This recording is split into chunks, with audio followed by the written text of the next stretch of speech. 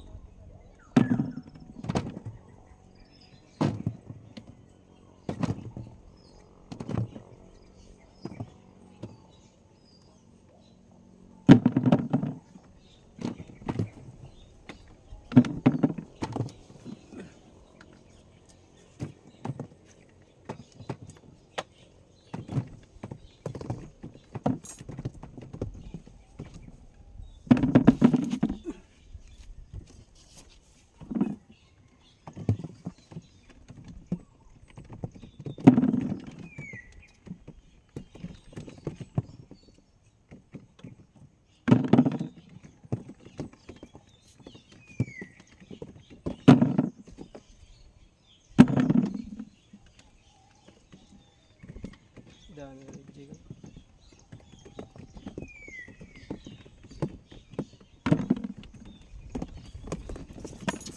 Yan.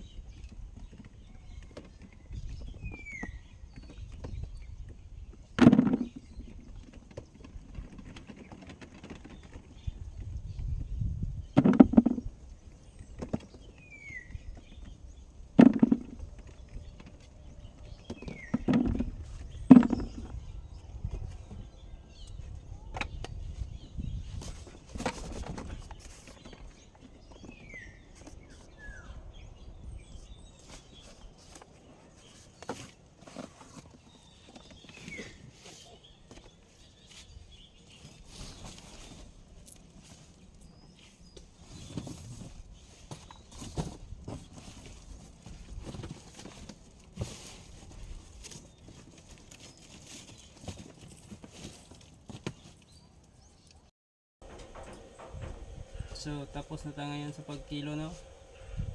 So hindi ko na videohan kanina mga kabayan sa pag kilo at sa pag saog o sa pag kamada ng kamatis kasi, at sa pagbayad ng kamatis kasi yung mga madali po ako, at marami din yung ginagawa ko. Hindi na ako nakapag video kasi ako lang mag-isa mga kabayan, tapos may ampalaya pa ako na kilo kanina, at marami din yung kamatis ko na kuan na kilo.